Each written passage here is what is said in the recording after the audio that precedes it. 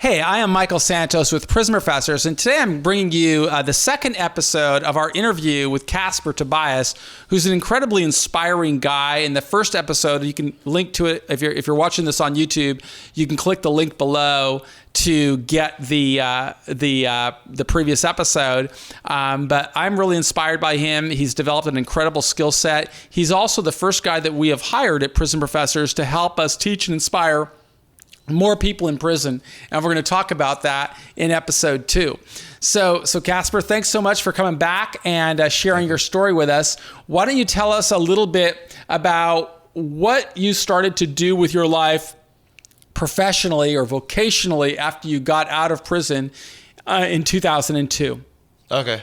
So I started off with going to college. I started off going towards an English major, and then the school that I was a part of had a really good cinema program. So I think I took an elective class for like the history of cinema, and I was like, this is amazing. I love movies. I've always loved movies. And I was just like, I'm not doing any of that other stuff. I'm just going to jump into this program. It was a 2-year film program. And you learn everything from photography to just filmmaking, digital editing. We even edited film at the time. And so I just was really committed to that. It was just easy for me. What year was that? That was right after you got out, or no? That was I think it was 2008 or 2009. So you'd been out of prison for about 6 years or so. Yeah. And you got into the space. Our audience mostly are people who are serving time in jails and prisons across America. What were the challenges that you faced in even getting hired, being that you had a criminal background? I mean, that's the thing. I was able to always wiggle my way into. I don't know that you'd call it wiggle. You kind of planned yourself for it, right? You've made a mindset and said, I'm going to be successful. And I guess. Yeah, I mean, I actually have the list to this day, but I have a list that I created when I was in prison on goals that I wanted to do. It ranged from 3 to 6 to a year to like 5 years or something like that. And one of them was go to school. One of them was to a photography class. So I just started like checking them off. And how am I going to achieve this goal? I mean, really, everything that, and I even read, I guess, self-help books or books on business. I still read those things now, and it's a general mindset. No matter what you do, is that okay? You make a decision, it's like I'm gonna do this, and then you're like, okay, well, how am I gonna do this? And then you just break it down. You start writing on a piece of paper, and then you're like, it becomes a little bit easier, especially when you do like the short term stuff. It's like the long term is like cool. I'm a maybe like graduate like film school one day or whatever, but like really focusing on those 3-month, 6-month, where it's like obtainable in your mind, because otherwise like it can get really, really overwhelming.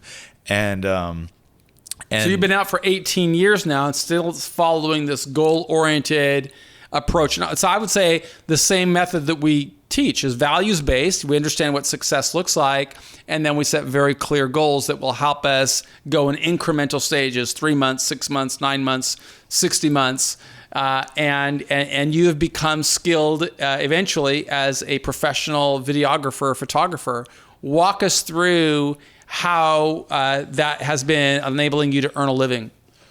Well, for one, it's great for me because I do it freelance. So I am my own boss, and that's another thing is I ended up actually owning my own skate shop for 3 years. I mean, this was sort of, I guess, again, that entrepreneur sort of attitude of like, I'm going to create these things for myself. I ended up opening up a skate shop. That actually wasn't really planned out, but I ended up doing it. And it was really successful towards the end until we lost our lease.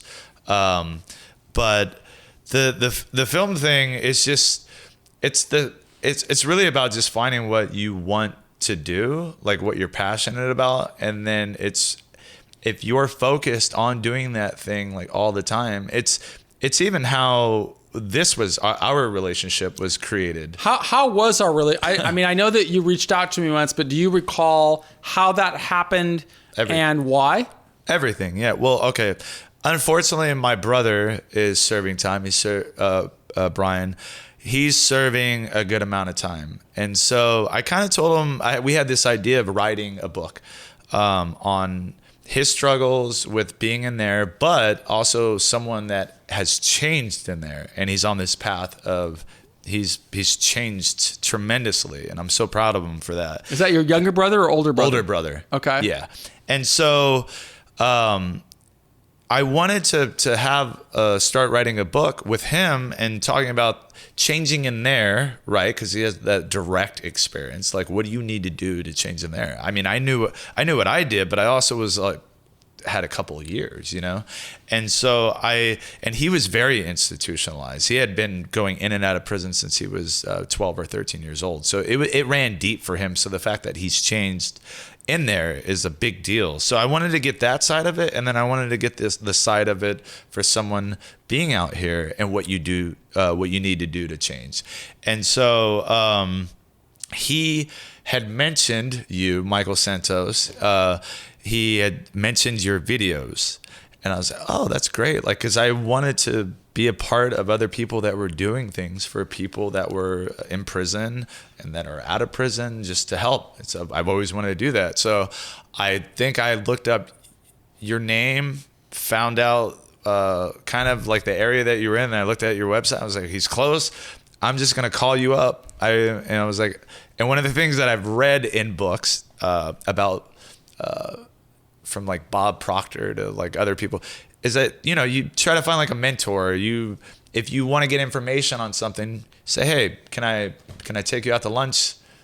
You know, pick your brain a little bit. And that's what I did. And then you're like, yeah, let's meet up. And then I told you I wanted to volunteer my time.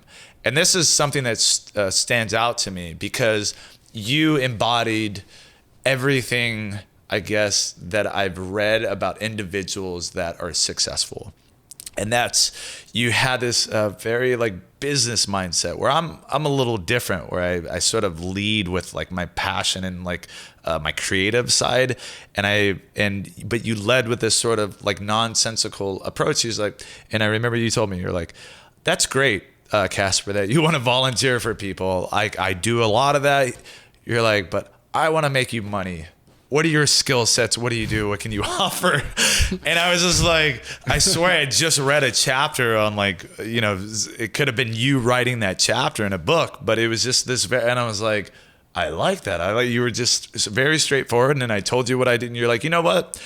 I'll call you back in a week and we're going to figure something out for you. And then you called me back in a week and you're like, okay, this is what we sort of have planned out. We're going to do some video stuff. And do you think you'll be able to do this and that? And I was like, yeah, I got you. And you're like, all right. And then before I knew it, like we were doing stuff together. So, yeah, I mean, I want to touch on that because we do a lot of work to try and help people in prison.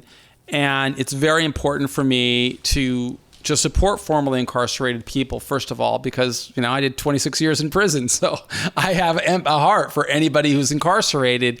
And I know the challenge of building a career and making money when you're formerly incarcerated.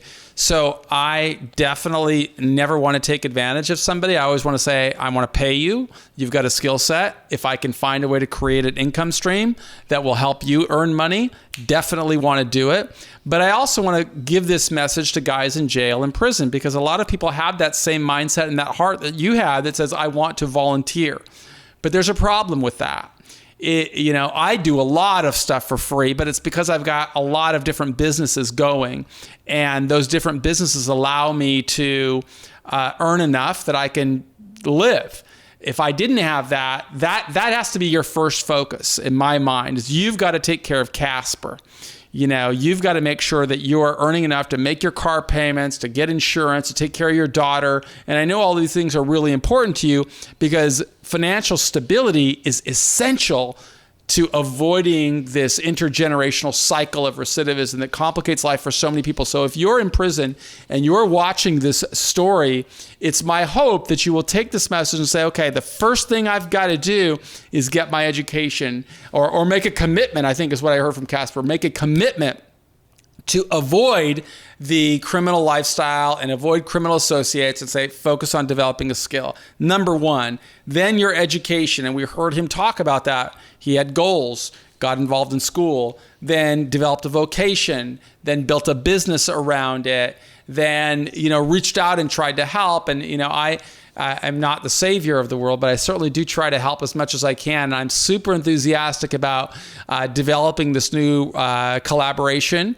with Kasper, and we're going to talk about that if we can. Just one more video where we'll talk about that, and I want to talk, if it's okay with you, freely about the income possibilities for people who develop this skill. And if you're open to that, I'm sure a lot of guys in jail and prison would like to learn what can they earn if they pursue this path, and if they can become as successful as you are. Is it something they can do to support their family? So if you'll stick around with us for one more episode, sound cool? I'm Sweet. Not going anywhere. All right. If you haven't subscribed yet to Prison Professors and you're watching this on YouTube, please support this program by subscribing below. If you've got a loved one in prison, visit us at Prison Professors. We've got a lot of low-cost books and courses that we create specifically to teach and inspire guys who are inside. And in the next episode, we're going to hear from Kasper about, I'll be sharing some with Kasper about the role that I see crafting out for him so that we can reach more people inside and teach more people inside. It's our way of trying to be the change that we want to see in the world. Thanks.